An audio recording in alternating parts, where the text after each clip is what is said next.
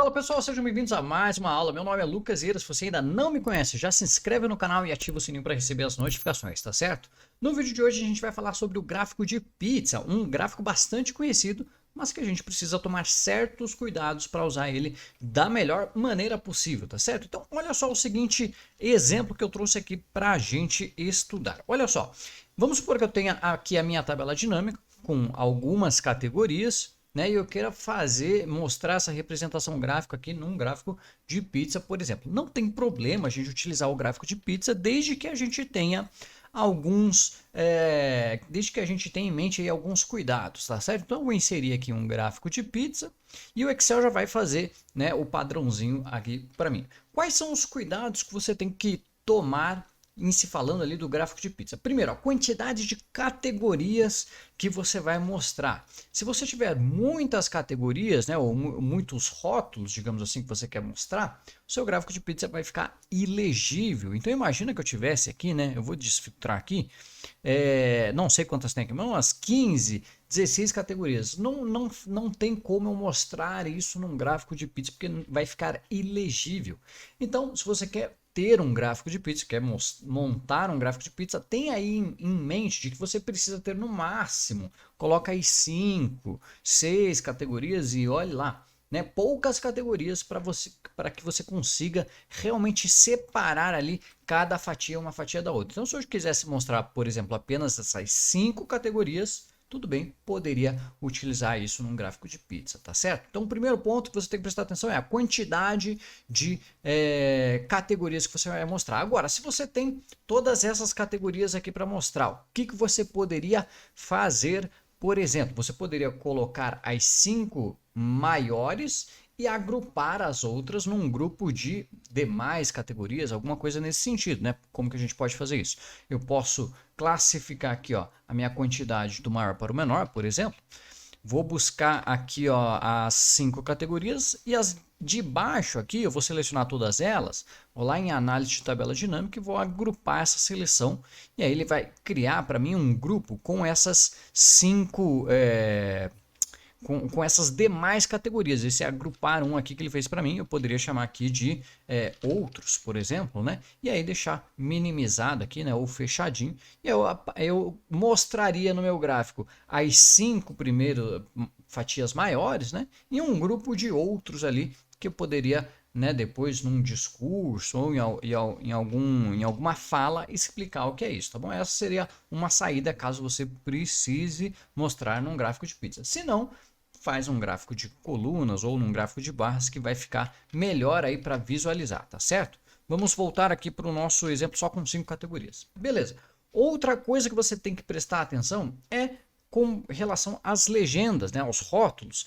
Então, olha só, eu vou adicionar os rótulos aqui nesse gráfico de pizza, vou adicionar os rótulos, e aí perceba que pelo padrão aqui, ó, das cores que eu estou utilizando do Excel, ficou ruim para eu ler aqui, porque eu não tenho nenhum contraste aqui dessa fonte. Então, você precisa deixar os seus rótulos aí bastante legíveis, tá certo? E aí você tem algumas opções para fazer isso.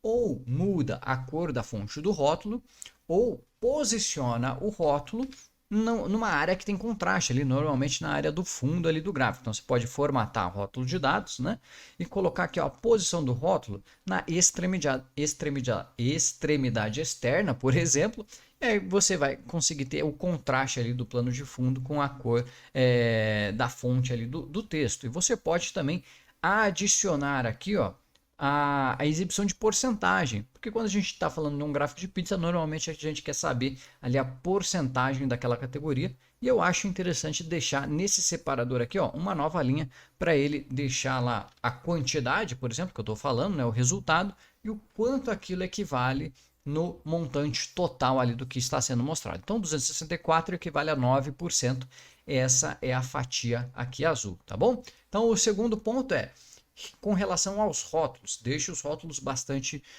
legíveis, no final das contas, não é nem visíveis, é legíveis, para a pessoa que estiver lendo o gráfico conseguir entender de cara qual que é o rótulo. E o terceiro ponto que eu quero falar para vocês aqui nesse vídeo é com relação ao relógio, a forma que a gente costuma ler os números aqui de um formato redondo aqui. Normalmente a gente olha do meio ali superior e a gente vai no sentido horário. Então sempre deixe as suas categorias classificadas ou na ordem crescente ou na ordem decrescente, né? O que faz mais sentido ali no relatório, no cenário específico, mas sempre classificado numa ordem lógica, que vai do menor para o maior ou do maior para o menor, porque isso facilita a leitura na hora de você perceber quem é o maior resultado e quem é o menor resultado. Então o que eu faria aqui? Na minha tabela dinâmica, por exemplo, eu classificaria, né, a quantidade aqui, a contagem de reclamação do maior para o menor, por exemplo. Assim eu sempre ficaria com a primeira fatia aqui, onde a gente costuma começar a ler, né, no sentido horário aqui, do maior para o menor. Então é o primeiro colocado, depois o segundo colocado, depois o terceiro colocado, depois o quarto colocado, depois o quinto colocado, ok? Faz mais sentido na leitura a hora que você mostra dessa forma o seu gráfico de pizza, tá bom? Então esses 3 cuidados você tem que ter para criar o seu gráfico de pizza. Lembrando que você tem outras possibilidades, outras oportunidades aí. Por exemplo, eu prefiro utilizar o gráfico de rosca, que eu acredito que fica mais legível ainda, tá bom? Aqui tem um exemplo aqui, ó. Por exemplo, eu acho que esse gráfico aqui é um pouco mais apresentável, um pouco mais moderno, tá bom? E a visualização aqui, os dados, né, são os mesmos, mas eu acho que esse gráfico aqui é mais interessante de ser mostrado. Então você pode inserir ali o gráfico de rosca, que é um gráfico de pizza, só que com um buraco no meio, por exemplo, tá bom? Falando bem de forma simplista, é isso, tá bom? Falando do gráfico de pizza, toma esses 3 cuidados para você não bagunçar aí o seu relatório, o seu dashboard e você mostrar sempre o melhor gráfico possível, tá bom?